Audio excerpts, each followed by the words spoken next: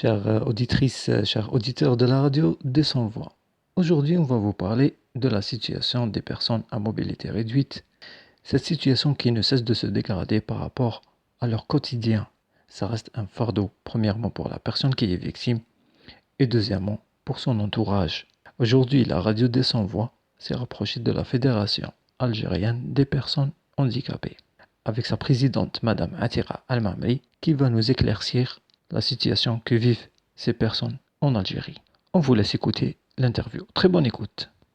C'est moi la voix. Non, c'est moi la voix. Nous sommes la voix. Nous sommes tous la voix des sans-voix. Actuellement, les personnes handicapées et les associations comme la Fédération algérienne des personnes handicapées, il n'y a pas d'interlocuteur qui peut prendre les décisions. Puis des décisions tout à fait, faciles, qui ne demandent pas de budget. Je vais vous donner un exemple. D'accord. Le gouvernement algérien a augmenté la fameuse pension là, de 4 000 dinars qui est devenue 10 000 dinars. C'est bien. Et qui concerne même les enfants de moins de 18 ans. Parce qu'auparavant, c'était seulement ceux qui étaient âgés de plus de 18 ans, qui avaient un handicap d'une incapacité de 100%, qui pouvaient prétendre à cette aide qu'on appelle pension. D'accord. Mais malheureusement, il n'y a pas eu de directive d'application. Du coup, ça a toujours été comme ça. Du coup, on m'appelle de SBDO et on m'appelle, parce que vous savez, on est au niveau national, une maman veuve qui a un enfant IMC, donc le handicap il est à 100%, D'accord. mais qui travaille chez le Chebeb, filet social, à 5 000 dinars. D'accord. Le préposé, bête et discipliné, non, vous n'avez pas droit parce que vous travaillez. Vous n'avez pas 3 ou 10 000 dinars. Alors qu'une loi est généreuse. Elle est faite pour aider et non pas pour exclure. C'est apporter une amélioration. Et là, 5 000 dinars, qu'est-ce que c'est? Par rapport à la situation. Même si vous travaillez apparemment, si vous avez une rentrée d'argent de 1 000 dinars, il ne vous donnera pas la pension de 10 000 dinars. Vous voyez? Oui, ils ont beaucoup de dépenses. Et parce que la pension n'est pas calculée par rapport aux besoins de la personne. Si elle avait été calculée aux besoins de la personne, chacun selon ses besoins, ça dépasserait les je ne sais pas, 200 000 dinars. C'est pour ça que nous, oui pour la pension. C'est quand même un petit, ça apporte un petit quelque chose à la personne. Mais c'est tous les services, on en avait parlé, tous les services autour de la personne. Des taxis adaptés, des bus adaptés, des auxiliaires de vie scolaires qui aident l'enfant qui ne peut pas écrire, qu'il y ait une auxiliaire de vie à domicile et la CNAS paye cette personne qui aide la personne qui est à la maison, qui a besoin de quelqu'un qui l'aide, qui fait un petit peu son ménage. Vous savez, il y a des cadres qui, suite à une hernie discale, parce que moi j'ai rencontré plein de cas, qui se retrouvent, il est rentré avec sa petite valise, il s'est fait opérer là au niveau cervical, et les conséquences, bon ça arrive, hein, il est complètement paralysé à partir du cou. Il devient immobile. Tout à fait. Mais la CNAS, normalement, il y a une pension, ce qu'on appelle d'invalidité, plus tierce personne. Mais le calcul de la tierce personne, c'est quelquefois 3 000, 4 000 dinars. Comment pouvez-vous employer une personne pour vous aider à 3 000 dinars ou à 4 000? Tout ça, il faut revenir à des choses Pour revoir tout ça. concrètes. Oui. Comment réellement Et la situation aider actuellement, loin de la politique. Non, ne me dites pas 10 000 dinars parce que ça fait bien et tout le monde Oui, est content, oui. mais ça n'apporte rien sur l'amélioration de la des conditions de vie de la personne handicapée. Donc c'est ça. Nous, on veut des services à la personne. On veut des médiateurs sociaux. On veut des agents d'insertion qui font un diagnostic de la situation de la personne pour voir ce dont elle a besoin, quel emploi elle pourrait occuper. Comment les 1% là, les 1%, l'obligation de 1% pour les entreprises d'employer des personnes handicapées. Oui. Premièrement, c'est un échec total parce que beaucoup de personnes n'ont pas de compétences. Exactement. Elles n'ont pas été à l'école parce qu'il n'y a pas une politique d'insertion qui fait qu'il n'y a pas d'encouragement à l'école, il y a l'exclusion totale. D'accord. Vous savez, je n'aime pas taper sur les personnes. Moi, je tape sur les politiques. Politique en tant que programme. Vous venez un directeur d'école, il ne connaît pas l'enfant, il n'y a pas d'auxiliaire de vie, il n'y a pas de mobilier, il n'y a pas de mobilier adapté. Oui. Il refuse. Quelquefois, on les oblige à accepter. Qu'est-ce que fait moi, j'ai des témoignages d'enfants atteints de myopathie. Elle le met au fond de la classe. Et quand il lève le doigt, il m'a dit, toi, tu es malade. Dors. Alors, automatiquement, l'enfant, côté psychologiquement, il va... À la fin de l'année, ne suis pas incapable. Un futur incompétent. Voilà, et puis... Alors qu'il aurait pu être... Bien sûr, le handicap, c'est la compensation. Exactement. Compenser ce qui me manque. Oui. Moi, je ne peux pas écrire avec un stylo à bic. Ouais.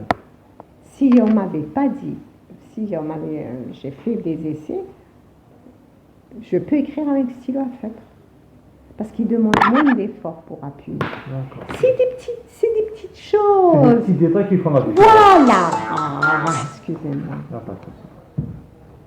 D'accord. Donc, par rapport à la pandémie, alors, par rapport... comment ils vivent la situation en Algérie, il n'y a pas de statistiques.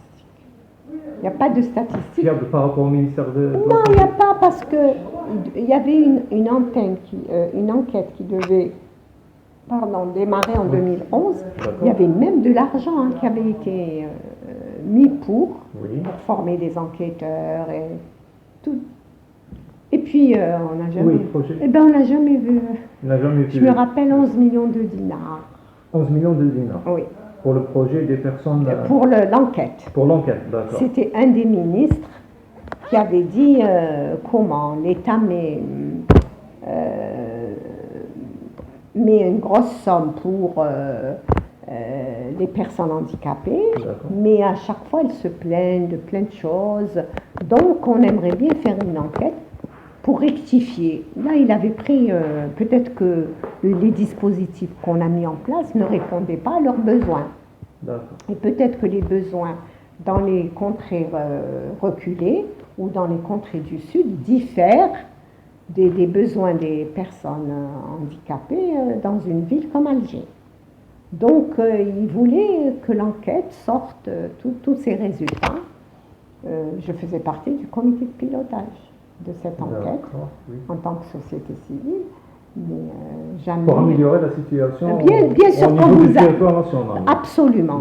Mais l'enquête, je ne sais pas, c'est effiloché. Et puis, on n'a plus jamais entendu parler. Et actuellement, madame, la situation, comment vous voyez? Écoutez... Par rapport à la contribution de l'État Écoutez, il faudrait...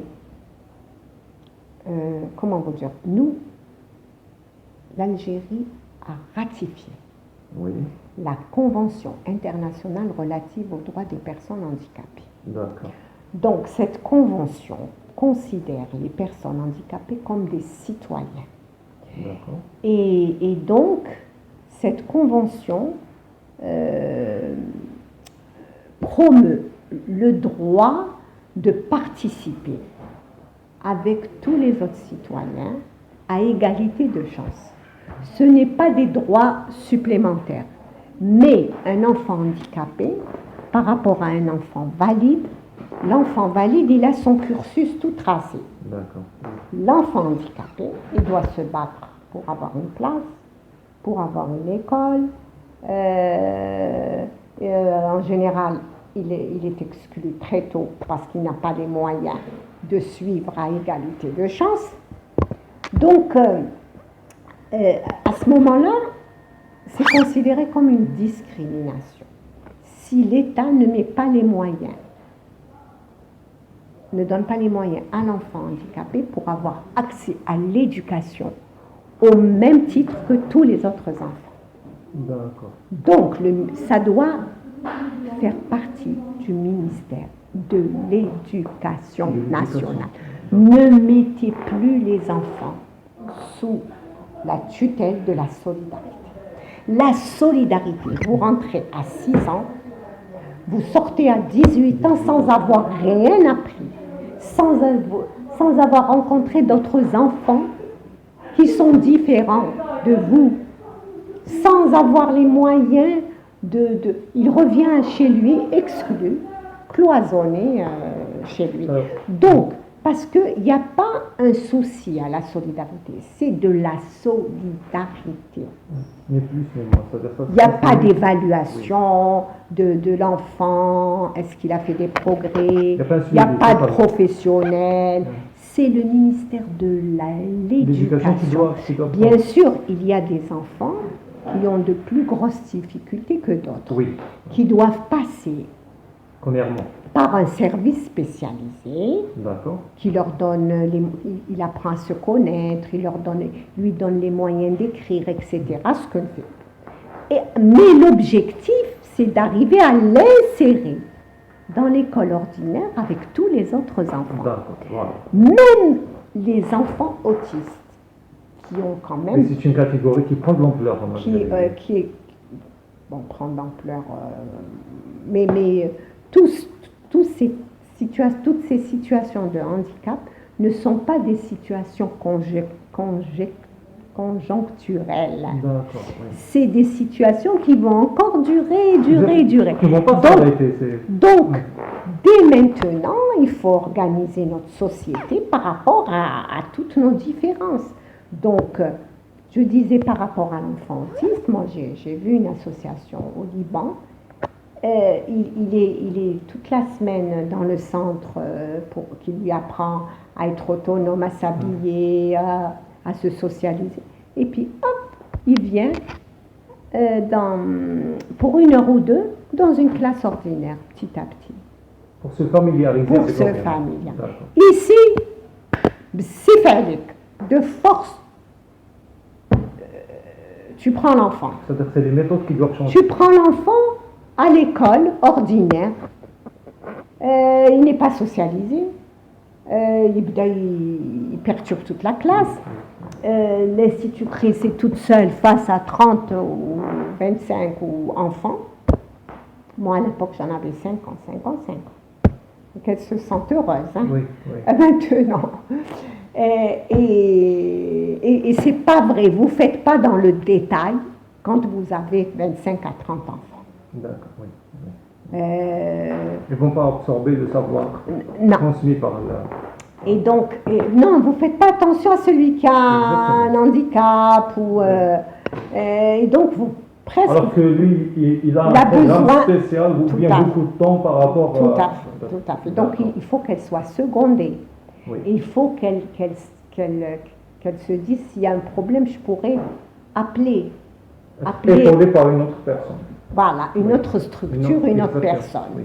Et ensemble, en collaboration, on évalue, on fait avancer l'enfant, etc. Mais là, il n'y a rien. Il n'y a rien. C'est l'institutrice qui a un enfant handicapé qui est au fond de la classe ou qui lui écrit elle-même. Après, elle ne peut pas lui écrire à chaque fois, alors qu'il suffit d'un gadget. Il suffit d'utiliser l'ordinateur. C'est le digital aussi. C'est le digital. Et bien tout ça me cache. C'est-à-dire que c'est entièrement la responsabilité de l'État par rapport à ça. Mais bien sûr, Oui. bien sûr. Et vous savez qu'en ce moment, par exemple, les autistes, Oui. il y a plein d'écoles privées à 100 000, 70 000, 40 000 dinars. Mais leur but, c'est commercial beaucoup plus. Et puis vous savez même pas ce qu'ils font. Exactement. Il n'y a pas de contrôle. Et maintenant, on les appelle le libéral. D'accord. Mais un médecin, c'est une profession libérale. Mais là, comme par hasard, il y a plein Ils sont en train d'aggraver la situation. de centres qui accueillent des autistes. Moi, je ne dis pas qu'ils aggravent, mais je dis qu'il n'y a pas de contrôle. Mais quand il n'y a pas de contrôle, madame. Mais on voilà, va aggraver la situation de la personne. bien sûr. Et le premier souffrant, c'est la victime. Et puis, il n'y a pas de consensus. D'accord. C'est-à-dire, surtout par rapport à l'autisme, Oui. ils ne se sont pas entendus sur telle ou telle méthode. Parce qu'il y a plein de méthodes. Oui. Donc, il faut que Il n'y a pas un planning, il n'y a pas une stratégie pour... Bon, le président en a parlé.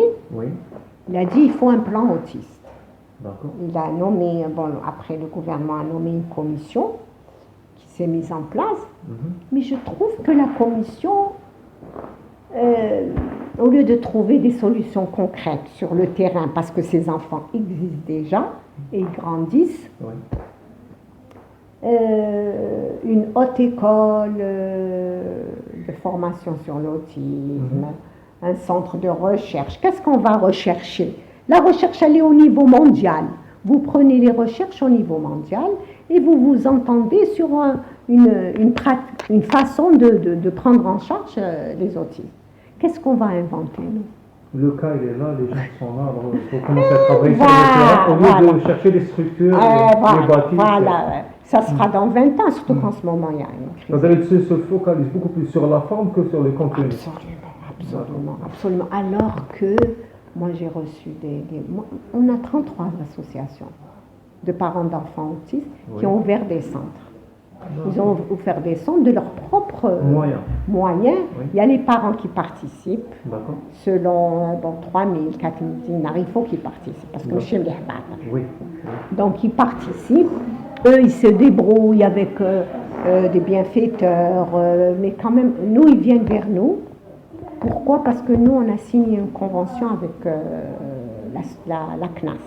D'accord. Toute association qui gère un centre, qui est affiliée à notre fédération, Oui. elle bénéficie du prix de journée pour chaque enfant, de 500 dinars, D'accord. Oui. pendant 5 jours ouvrables par semaine. Donc ça leur fait... Donc ils viennent, moi quand l'homme, je vous ouvre les portes, c'est une affiliation administrative. D'accord. Mais c'est à vous de vous battre pour les droits de vos enfants. Oui, c'est un combat. Ah oui, il faut qu'ils se battent pour les enfants. Et c'est ça par rapport à ça, par rapport aux contributions financières, par rapport aux assertions. Vous savez, regardez, nous, fin août Oui. ou fin septembre,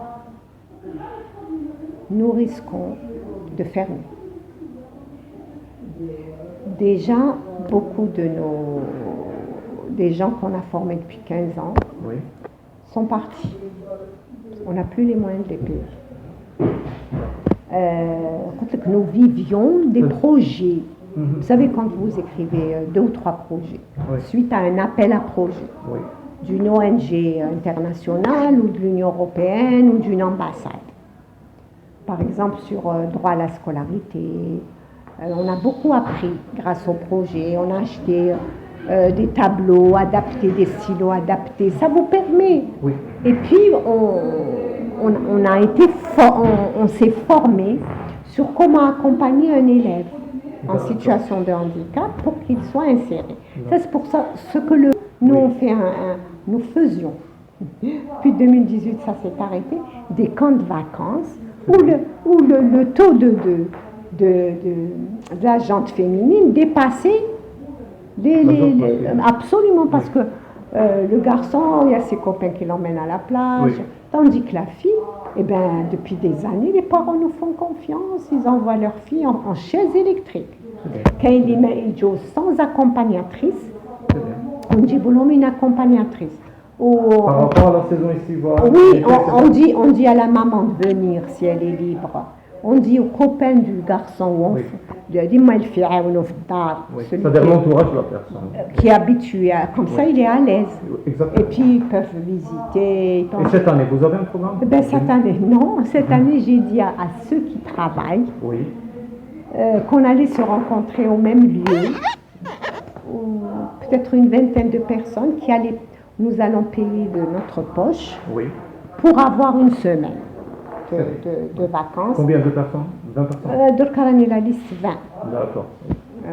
20 et le celui qui nous héberge, il est formidable. C'est bon. Allez, نزيد ندير لكم encore un prix. Oui. Et c'est à Tichy.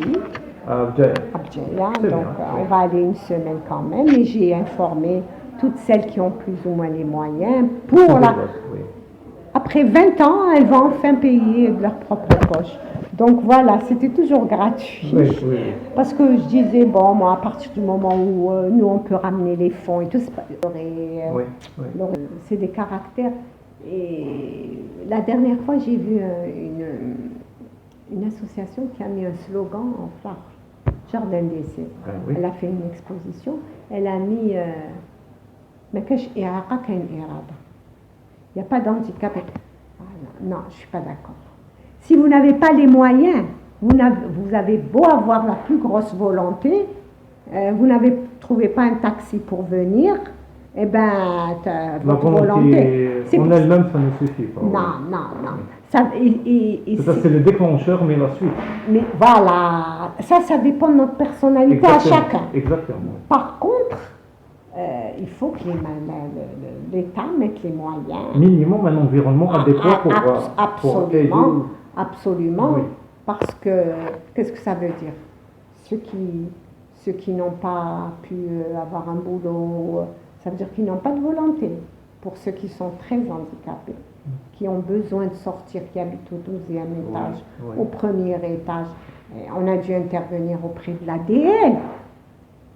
Par rapport au projet de logement ADL, ou bien LPA, vous savez, nous, un membre de notre association, membre du bureau, oui. Il a eu un logement fait Bouénen. Bouénen, d'accord. Mais il l'a eu au premier étage. Mais qui fait? Il est en chaise roulante.